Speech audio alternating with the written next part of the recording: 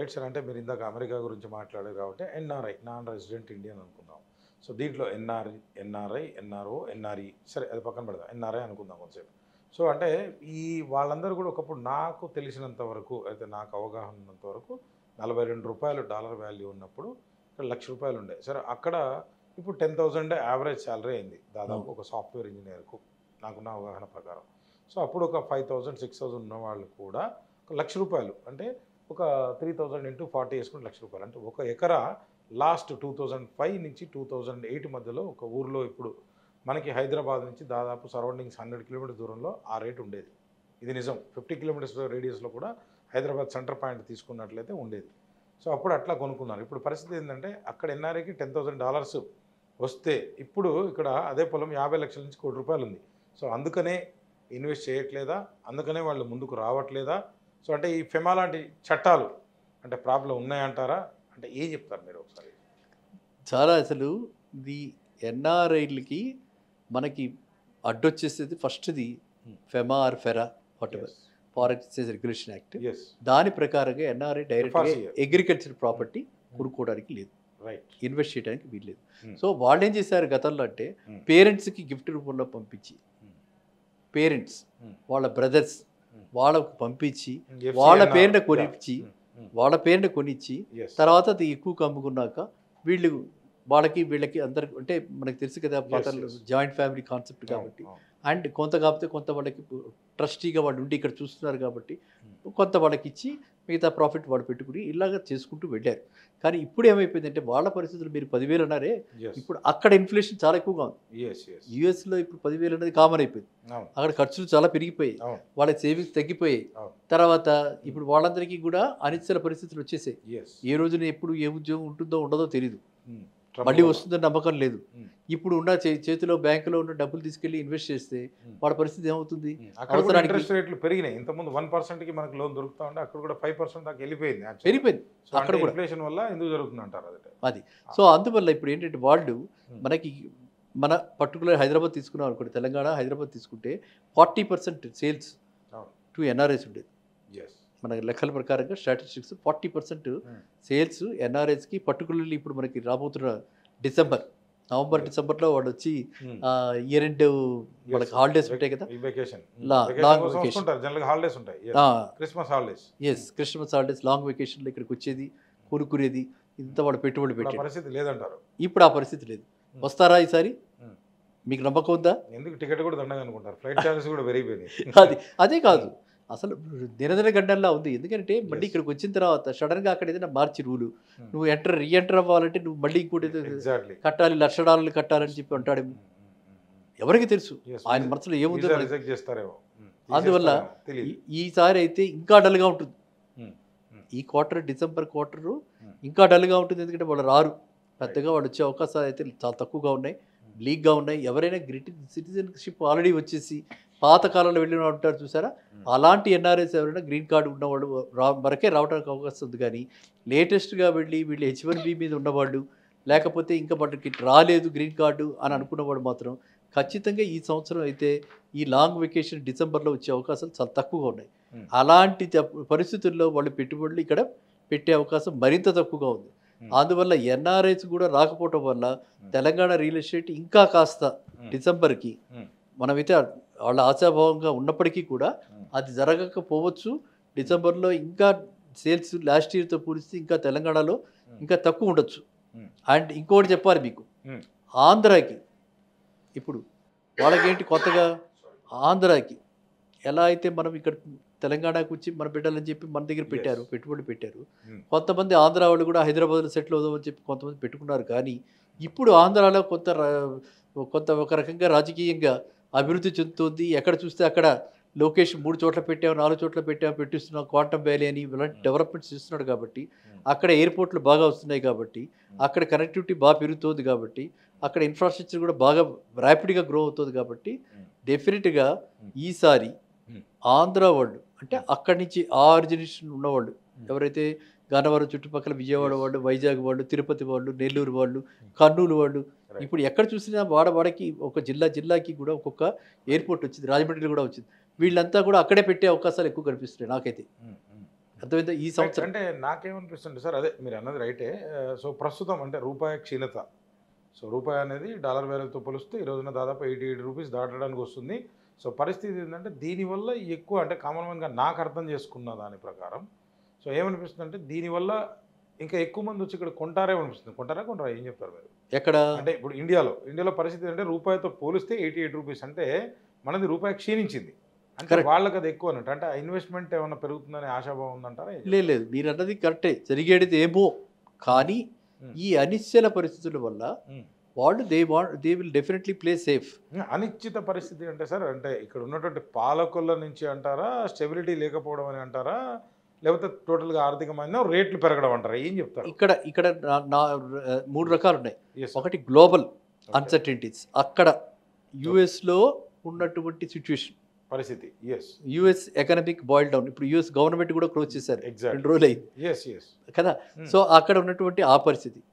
రెండోది ఇక్కడ వీళ్ళు ఎప్పుడైతే మన వాళ్ళు ఏం చేస్తున్నారు, గ్లోబల్గా ఎన్ఆర్ఐస్ కనుక ఇక్కడికి వస్తే ఇండియా అన్నారు మీరు, నేను ఎక్కువగా తెలుగు స్టేట్స్ గురించి ఎక్కువ అనలైజ్ చేస్తుంటే కాబట్టి మన తెలుగు స్టేట్స్కి కనుక ఎన్ఆర్ఐ అనగానే అమెరికా పిల్లాడు అనగానే ఒక రేటు చెప్తున్నారు, లోకల్ అంటే ఒక రేటు చెప్తున్నారు.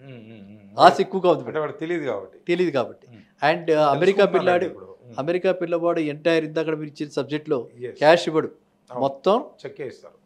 దాంతో ఏమవుతుంది, ఇక్కడ ట్యాక్స్ కట్టాలి. ఇక్కడ ఎవరికైతే డెవలపర్ ఉన్నాడో ల్యాండ్ డెవలపర్ వాడికి కాకపోతే బిల్డర్కి ట్యాక్స్ ఎక్కువ పడుతుంది. సో అందువల్ల ఆ ట్యాక్స్ కూడా వాడిని తినిపిస్తున్నారు కాబట్టి వాడికి అది డిసెంటివ్ అయింది. తర్వాత ఈ రెండోది, ఇంకా మూడోది ఏంటంటే లేటెస్ట్గా మనం చూసాం, ఒక వైరల్ అయిపోయింది, మీరు చూసుండొచ్చు. మై హోమ్లో ఒక ఆయన ఇన్వెస్ట్ చేశాడు, 6 ఏళ్ల తర్వాత నష్టం వచ్చింది. ఎందుకంటే డాలర్ మీరు చెప్పినట్టుగా ఎప్రిషియేట్ అంతా అవ్వటము, రూపీ పడిపోవటం వల్ల. అలాగా ఇప్పుడు మన ఎక్స్పెక్టేషన్ ఏంటంటే వెరీ సూన్ డాలర్ మీ టచ్ 100 రూపీస్ అని కూడా. అదేవిధంగా డీడాలరైజేషన్ అంటే డాలర్ని ఫోకస్ చేయకుండా డాలర్ బేస్ తీసేసి మనకి ఇండియన్ రూపీని చేసుకుంటారు. అలా కూడా ఎకనామిక్ రీఫార్మ్స్ వస్తాయని కూడా ఇంకొక హోప్ కూడా ఉంది. సో ఏదేమైనా కూడా ఇప్పుడు ఏది క్లారిటీ లేదు, ఏది సర్టెనిటీ లేదు, ఇది ఖచ్చితంగా అవుతుంది అని చెప్పి ఖచ్చితంగా సర్టెన్గా మనం చెప్పలేం. పరిస్థితుల్లో ఇన్వెస్టర్లు కావచ్చు, ఇల్లు కొనుక్కునే వాళ్ళు కావచ్చు, చేయాల్సినటువంటి పనులు అంటే ఏం చెప్తారు? అంటే ఐడియాలజీ ఎట్లా ఉండాలి, మనం ఏం చేయాలంటారు? ఇప్పుడైతే ప్రతి వాళ్ళు కూడా అక్కడ ఉన్న వాళ్ళకి మనం ఫస్ట్ ఎన్ఆర్ఐస్కి మనం అడ్రస్ చేస్తే ఎన్ఆర్ఐస్ సఫిషియెంట్గా ఒక 5-6 నెలలకి మినిమం సరిపడా వాళ్ళ ఖర్చులకు సరిపడా బ్యాలెన్స్ ఉంచుకుని మిగతాది ఎట్టి పరిస్థితుల్లోనూ రీపాట్రియేషన్కి వాళ్ళు ఇక్కడికి వచ్చి సెటిల్ అవుతారు. ఒక అంటే ఎప్పటికైనా సరే నా జన్మభూమి అన్న ఒక ఫీలింగ్ ఉంటుంది కాబట్టి ఆ ఫీలింగ్ తోటి ఇక్కడికి వస్తారని అనుకున్న వాళ్ళు మాత్రం ఖచ్చితంగా ఇది బయ్యర్స్ మార్కెట్. ఈ రేట్లు చాలా మటుకు తగ్గాయి. ఇక్కడ వెలవెలపోతున్నారు బిల్డర్స్. ఇక్కడ బిల్డర్స్ మీరు కొంతమంది చిన్న చితక బిల్డర్స్ అయితే గత్యంతరం లేక, వేరే మార్గం లేక, అమ్మలేక, సేల్స్ లేక, వడ్డీని కట్టుకోలేక ఈ మధ్య నిజాయితీ గల బిల్డర్స్ ఆత్మహత్యలు, నిజాయితీ లేని బిల్డర్స్ బోర్డు తిప్పటం, ఇవి 2 కూడా చూస్తున్నాం కదా మనం. కాబట్టి ఈ సమయాన్ని అదునుగా తీసుకుని ఇక్కడ పెట్టుబడి పెట్టుకోవాలి. ఎవరైతే ఆ స్థాయిలో ఉన్నారు వాళ్ళకి ఒక 5-6 నెలల ఇన్వెస్ట్మెంట్ అక్కడ పెట్టుకుని బ్యాంక్ బ్యాలెన్స్ పెట్టుకుని మిగతాది ఇక్కడ పెట్టుబడి పెట్టుకోవడానికి ఇది సరైన సమయం. Right sir. అంటే మీరు ఒక బ్యాంకర్గా కూడా చెప్పండి, అంటే రిటైర్ అయ్యారు, అంటే ఏజిఎంగా కూడా.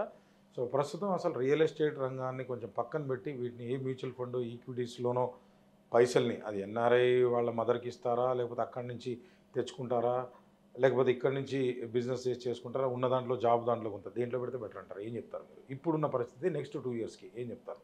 ఇప్పుడు అదే మనం తెలుసుకోవాల్సింది ఏంటంటే ఇది మనము జనరలైజ్ చేసి ఒకటే సొల్యూషన్ ఫర్ ఆల్ చెప్పలేం.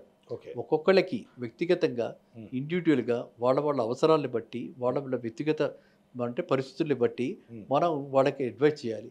ఫైనాన్షియల్ ప్లానింగ్ అన్నది it is individualistic, not for అంటే ముఖ్యంగా ఇప్పుడు ఉన్నటువంటి రియల్ ఎస్టేట్ పరిస్థితిని చూసి అదే రియల్ ఎస్టేట్ అనుకోండి. ఈ రియల్ ఎస్టేట్ ఇన్వెస్ట్మెంట్కి మాత్రం ఖచ్చితంగా ఇట్ ఈస్ బయర్స్ మార్కెట్.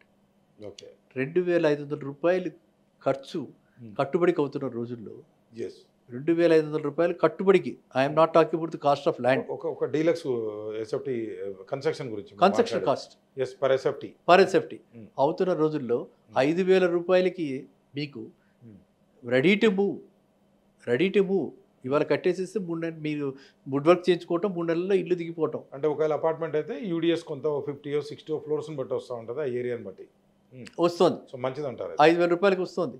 మీరు అన్నట్టు 50 యూడిఎస్ 50 వచ్చినా కూడా 50 × 50 వేసుకున్నా 50,000 ఉంది ఎక్కడైనా. ప్రైమ్ లొకేషన్ అయితే 50,000 ఎక్కడైనా ఉందా యావరేజ్నా? యావరేజ్గా సిటీ లిమిట్స్ జిహెచ్ఎంసీలో ఉంది, దాదాపుగా ఉంది కదా, జిహెచ్ఎంసీ లిమిట్స్లో ఉంది. 50,000 ఉంది. సో 50,000 అంటే అక్కడికి 25 లక్షలు అయిపోయింది. మీరు ఇంకా కట్టుబడికి 5,000 చొప్పున మీరు కడుతున్నారు. 1000 ఉన్నాం అనుకోండి, అంతే. హ్యాపీగా చక్కగా ఉండొచ్చు కదా. అండ్ అది మీకు ఇంతకంటే తగ్గే అవకాశం లేదు. ఎందుకంటే ఒకవేళ రీకరెక్షన్ జరగదంటారా సార్? ఇది 2000 ఇంకా కరెక్షన్ అవకాశం చాలా తక్కువ ఉందండి. ఇంతకంటే అదే నేను చెప్తున్నాను, ఇంతకంటే అవకాశం చాలా తక్కువ ఉంది. ల్యాండ్ కాస్ట్ ఏమన్నా ఫ్లక్చుయేట్ అవ్వచ్చు, కానీ కన్స్ట్రక్షన్ కాస్ట్ పెరుగుతూ ఉంటుంది. మీరు ఎప్పుడైనా చూడండి, కన్స్ట్రక్షన్ కాస్ట్ తగ్గే అవకాశం సిమెంట్ ఉందా? సిమెంట్ తగ్గుతుందా? స్టీల్ తగ్గుతుందా? లేబర్ కాస్ట్ తగ్గుతుందా? ఇవేమి తగ్గవు. అండ్ పోనీ ఈ మనకి ఇంకా ఫిట్టింగ్స్ ఉంటాయి, బాత్రూమ్ ఫిట్టింగ్స్, ఇవే కదా మిగిలేవి. కానీ మన జీతాలు మాత్రం తగ్గుతున్నాయి, ఉన్నాయి, పోతున్నాయి. అది ఇక్కడ అందుకే సో దాన్ని పెంచడానికి గవర్నమెంట్లో ఏం చేయాలంటారు? ఇప్పుడు దాన్ని పెంచడానికి గవర్నమెంట్ కంటే ఈ యువత ఎవరైతే ప్రొడక్టివ్ ఏజెస్లో ఉన్నారో వాళ్ళు సరైన ప్లానింగ్లోకి వెళ్ళి అన్నెసెసరీ ఎక్స్పెండిచర్ అవాయిడ్ చేసి ఓన్లీ మ్యాండటరీగా అవసరమైన వరకే వాడుకుని ఖర్చు పెట్టి ఆదా చేసుకుని తర్వాత మల్టిపుల్ ఇన్కమ్స్, మల్టిపుల్ స్ట్రీమ్స్. మా జనరేషన్కి లేదు, ఇవాళ జనరేషన్కి multiple streams, work from home, ఇంట్లల్లో కూర్చుని ఎన్నెన్నో బ్యూటిఫుల్గా వాళ్ళు వెబ్సైట్లు, తర్వాత రకరకాలైనటువంటి క్లౌడ్ కిచెన్లు, తర్వాత ఇప్పుడు చూస్తే డాల్ మేకింగ్, క్రోషే లవర్స్ అని చెప్పి క్రోషే మేకింగ్, ఈ థ్రెడ్ తోటి చేసేవి, ఇట్లాంటి రకరకాలైనటువంటి ఆర్ట్స్లో అన్నింటిలోనూ వీళ్ళు చేస్తున్నారు. ఫ్రీ టైం అంతా కూడా వృధా చేసుకోకుండా ఇటు పక్కన ఇది మెయిన్ స్ట్రీమ్ జాబ్స్ ఇన్కమ్ ఒకటి, ఇటు పక్కన సెకండ్ ప్యారలల్ ఇన్కమ్స్. మీరు బాగా చెప్పారు సార్. ఇక్కడ ఇంకొక ప్రాబ్లం ఉంది నాకు, అంటే కామన్ మ్యాన్గా మీరు ఏం చెప్పారంటే ప్రొడక్షన్ సైడే చెప్పారు. అసలు నా దగ్గర కామన్ మ్యాన్, నా దగ్గర డబ్బులు లేవు. సో మీరు సపోజ్ మీరు ఉన్నారు సార్, మీరు 2 రకాలుగా, మీకు ఆల్రెడీ ఎస్బీఐలో జాబ్ ఉంది, మంచిగా నెలకు 2 లక్షలు వస్తున్నాయి, దాంతోపాటు ఇంకో ₹1,00,000 ప్రొడక్షన్ కూడా చేసి అమ్మితే మీకు ఇంకా అందులో 50,000 వస్తున్నాయని మీరు చేస్తారు. కానీ అది కొనుక్కునే పైసలు నా దగ్గర లేవు కదా. అందుకే కామన్ మ్యాన్కి అలా లేవు. కాబట్టి కామన్ మ్యాన్ ప్రతి వాడికి ఇప్పుడు డబుల్ ఇన్కమ్ లేకుండా సింగిల్ ఇన్కమే ఉందనుకోండి, సెకండ్ పార్ట్నర్ ఉంటారు కదా, లైఫ్ పార్ట్నర్, పెళ్లి చేసుకున్న వాళ్ళకి. కాని వాడికి అయితే వేరియస్ అదర్ ఆప్షన్స్ ఉన్నాయి, వేరే బైకులు ఉన్నాయి, ఇవన్నీ ఉన్నాయి. వాళ్ళు రాత్రులు మీకు అప్పుడప్పుడు కలుస్తూ ఉంటారు. ఊబర్లో వీటిల్లో కూడా డ్రైవర్స్, చదువుకున్న డ్రైవర్స్, సాఫ్ట్వేర్ ఇంజనీర్స్ కూడా ఊబర్ నడుపుతున్నారు. మీకు అలా ఉంది. లాంటివి కూడా వచ్చాయి మార్కెట్లో, వచ్చాయి. ఇంటి నుంచి ఆఫీస్కి వచ్చేటప్పుడు కానీ ఆఫీస్ నుంచి ఇంటికి వెళ్ళేటప్పుడు ఆ డ్రైవ్ కూడా వాడుకుంటున్నారు. ర్యాపిడోలో అలాగే, ర్యాపిడోలో కూడా ఎంప్లాయీస్ వాళ్ళ తోటి ఎంప్లాయీస్ని ఎక్కించుకుని దానికి కూడా ర్యాపిడో డబ్బులు లాగా తీసుకుంటున్నారు. ఇవన్నీ రకరకాలైన ఇన్కమ్స్ సింగిల్ పీపుల్కి. ఇద్దరు కపుల్కి పెళ్ళైన వాళ్ళకైతే వాళ్ళ మిస్సెస్ పేరున ఇలాంటివన్నీ ఇన్కమ్స్ అన్ని పెడుతున్నారు. సో మనకి ఇప్పుడు మనం ఆ విధంగా మీరు, అంటే నేను చెప్పేది ఏంటంటే ఆపర్చునిటీస్ అయితే చాలా ఉన్నాయి. ఆపర్చునిటీస్ ప్రతి వాళ్ళకి చాలా ఉన్నాయి, మల్టిపుల్ ఆపర్చునిటీస్ ఉన్నాయి.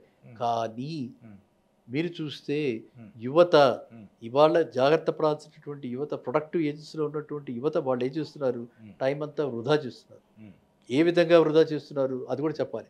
మనకు చూస్తే మనకి ఎక్కడికి వెళ్ళినా పబ్లిక్ ప్లేసెస్లో క్రౌడెడ్గా ఉంటున్నాయి. వర్షాలు వస్తున్నాయి, బయటికి రావద్దంటే కూడా వర్షాలు వస్తున్నారు, వరదలు వస్తున్నాయి, ఉత్తు రావద్దంటే కూడా వస్తున్నారు. వాళ్ళు బేఖాతర్ అనమాట. ఏది చెప్పినా భయం లేదా, అర్థం కావట్లేదా, ఏం చెప్తారు, డిసిప్లిన్ లేదు అది. కాబట్టి ఫైనాన్షియల్ దానికి కూడా వాళ్ళు ప్రొడక్టివ్ ఏజెస్, అన్ని ఏజెస్లో సంపాదించగలరా, అన్ని ఏజెస్లో కష్టపడగలరా, పడలేరు కదా. సో వాళ్ళకి కూడా బయలాజికల్గా కొంత ఏజ్ అన్న ఫ్యాక్టర్ ఉంటుంది. కాబట్టి డిసిప్లిన్ ఉండాలంటారు. అందు గురించి ఎర్లీ ఏజెస్లో మ్యాక్సిమం సేవింగ్ చేయాలి. యాజ్ యూ ప్రోగ్రెస్ బాధ్యతలు పెరుగుతాయి, మీకు శక్తి, ఎనర్జీ లెవెల్స్ పడిపోతూ ఉంటాయి. అప్పుడు మీరు ఇప్పుడు కష్టపడ్డది అప్పుడు మీరు ఎంజాయ్ చేయొచ్చు, అప్పుడు మీరు వాడుకోవాలి. ఈ టైంలో మీరు అక్యుములేట్ చేయాలి. ఈ టైంలో అక్యుములేట్ చేయకుండా ఈ టైంలో ఎక్కువ స్పెండ్ చేసేసి క్రెడిట్ కార్డులు, ఎన్ని కార్డులు ఇస్తే అన్ని కార్డులు తీసుకుంటున్నారు. కట్టాలా లేదా? క్రెడిట్ కార్డు మీరు చూసారా లేదా? మీరు క్రెడిట్ కార్డు మీద కొనేస్తున్నారు ప్రతి వాళ్ళు, మీరు చూస్తూ ఉంటారు. క్రెడిట్ కార్డు మీద ఇంత ఏదో ఫ్రీగా ఇచ్చినట్టు కొనుక్కుంటున్నారు.